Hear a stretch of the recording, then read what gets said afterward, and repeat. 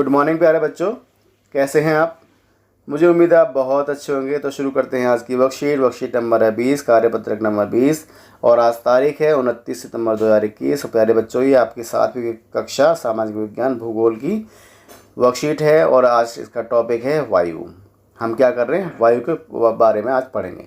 तो प्यारे बच्चों, जैसा आप जानते हैं, जब जल पृथ्वी एवं विभिन्न जलाशयों से वाष्पित यानी वो हवा के रूप में उठने लगता है, वाष्पित होता है, तो यह जल वाष्प बन जाता है। क्या बन जाता है? जल वाष्प। ठीक है, इसको मैं थोड़ा सा छोटा कर लेता हूँ। वह जल वाष्प बन जाता है। वायु में किसी भी समय जल वाष्प की मात्रा को आर्द्रता, क्या बोलते हैं? आर्द्रता कहते हैं। जब वायु में जल वाष्प की मात्रा अत्यधिक होती है तो उसे हम आर्द्र दिन कहते हैं, यानी कि बहुत नमी, जिस दिन आपको बहुत ज़्यादा पसीने आते हैं, पसीना सूखता नहीं, उसे हम क्या बोलते हैं? आर्द्र दिन, है ना, नमी वाला दिन। जैसे जैसे वायु गर्म होती जाती है, इसकी जलवाष्प धारण करने की क्षमता बढ़ती जाती है। जैसे जैसे वायु गर्म होती है, जैसे जैसे हवा गर्मी बढ़ती है, जैसे जैसे गर्मी बढ़ती है, तो वायु जो होती है उसमें पानी जलवाष्प धारण करने की क्षमता बढ़ती जाती है। ठीक है, और इस प्रकार यह और अधिक आर्द्र यानी नमीयुक्त हो जाती है। आर्द्र दिन में कपड़े सूखने में काफ़ी समय लगता है एवं हमारे शरीर से पसीना आसानी से नहीं सूखता और हम असहज यानी कि परेशान महसूस करते हैं, चिपचिपाहट महसूस करते हैं। ठीक है, तो अब बात करते हैं प्यारे बच्चों कि वर्षा कितने तरह की होती है, वर्षा के कौन कौन से प्रकार होते हैं। तो मुख्यतः प्यारे बच्चों, हमारे यहाँ पर इस तरह की वर्षा पड़ती है। वर्षण के प्रकार क्या है? पहली है संवहनी वर्षा। कैसी? संवहनी वर्षा। ये कैसे उठती है, कैसे बनती है?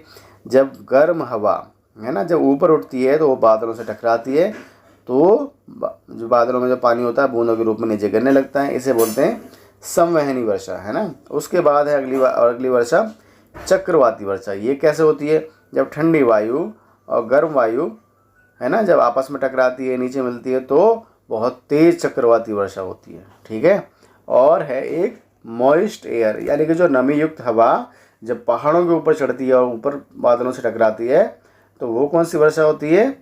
पर्वतीय वर्षा, जो पर्वतों पर होती है। ठीक है, तो इस तरीके से वर्षा के कितने प्रकार हो गए? 3। तो प्यारे बच्चों, हम पढ़ते हैं थोड़ा सा आगे इस वर्कशीट में आगे क्या होता है। तो जल वाष्प, जब जल वाष्प ऊपर उठता है तो यह ठंडा होना शुरू हो जाता है। जल वाष्प संघनित होकर ठंडा होकर जल की बूंद बनाते हैं। बादल इन्हीं जल बूंदों का ही एक समूह होता है। जो बादल होते हैं प्यारे बच्चों, इन्हीं पानी की बूंदों का, जल की बूंदों का एक समूह यानी बंडल होता है। जब जल की ये बूंदें इतनी भारी हो जाती हैं कि वायु में तैर ना सकें, तब ये वर्षा यानी वर्षण के रूप में नीचे आ जाती हैं।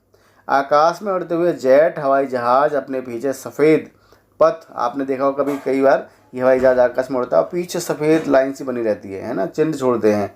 इनके इंजनों में से निकली नमी संघनित हो जाती है ना, यानी ये जो जेट हवाई जहाज़ होते हैं उनके इंजन से नमी निकलती है, तो वो संघनित यानी जम जाती है। वायु की गतिमान न रहने की स्थिति में यह संघनित नमी कुछ देर तक पथ के रूप में यानी कि उस पूंछ सफ़ेद पथ के रूप में दिखाई देती है। ठीक है, पौधों तथा जीव जंतुओं के जीवित रहने के लिए वर्षा बहुत महत्वपूर्ण है। आपको पता है, बिना वर्षा के हमें बहुत परेशानी हो सकती है। इससे धरातल को ताज़ा जल प्रदान होता है, जो भूमि होती है उसे ताज़ा पानी मिलता है।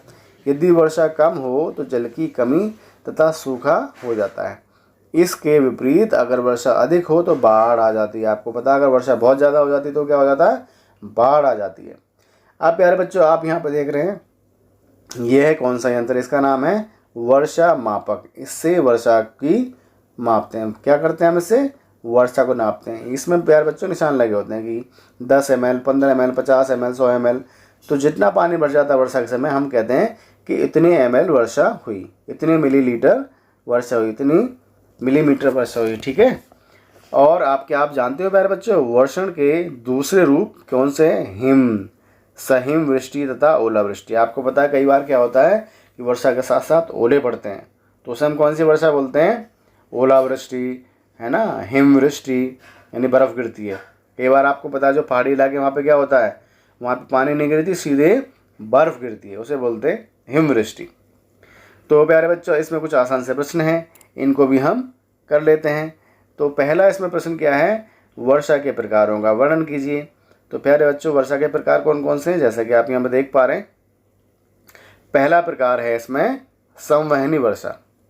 तो संवहनी वर्षा कब होती है प्यारे बच्चों, संवहनी वर्षा गर्म वायु ऊपर उठकर बादलों से टकराने पर होती है, ठीक है। चक्रवाती वर्षा कब होती है, जब ठंडी वायु नीचे की तरफ आती है और गर्म वायु ऊपर उठ करके बादलों से टकराती है।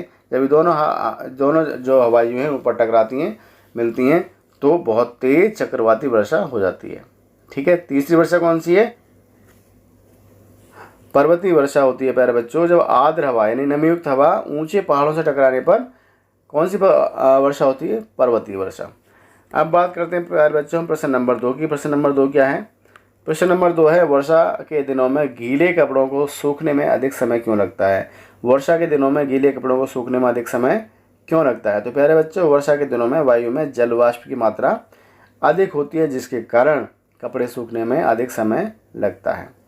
और प्यारे बच्चों, आपके अनुसार दिल्ली में किस माह में वर्षा सबसे अधिक होती है। तो आप इस तरीके से जवाब दे सकते हो, दिल्ली में विषम जलवायु है, इसलिए यहाँ अधिक वर्षा के महीने में अंतर अलग अलग होते रहते हैं, इसलिए अधिक वर्षा के महीने अलग अलग होते रहते हैं।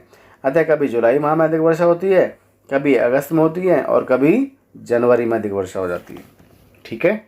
और इस वर्कशीट का चौथा और अंतिम प्रश्न है, वर्षा के दिनों में आपके द्वारा अनुभव की गई किसी महत्वपूर्ण घटना का वर्णन कीजिए। तो प्यारे बच्चों, अभी हाल ही में जब आपको पता है स्कूल खुले, तो उस समय आप इस तरह के जवाब दे सकते हो कि 1 सितंबर को जब 9वीं कक्षा से 12वीं कक्षा के लिए विद्यालय खुले, तो मेरे बड़े भाई विद्यालय जाने के लिए तैयार हुए, तो बहुत तेज़ वर्षा शुरू हो गई और वह समय पर विद्यालय नहीं पहुंच सके। या आपकी अगर कोई और अनुभव हो, कोई और आपका वर्षा का अनुभव, तो वो आप इसमें बता सकते हैं, लिख सकते हैं, ठीक है प्यारे बच्चों। तो ये थी आपकी आज की आसान सी वर्कशीट। आप बहुत ध्यान से इसे पढ़िए, समझिए, वीडियो को रिपीट करके देखिए। अगर आपको कोई परेशानी है, कोई चीज़ आपको समझ में नहीं आई, तो आप कमेंट करके बताइए। मैं कोशिश करूँगा आपके सभी प्रश्नों का जवाब दूँ या कोई और बेहतर वीडियो आपको बना करके दूँ, ठीक है प्यारे बच्चों। आपका बहुत बहुत शुक्रिया, धन्यवाद।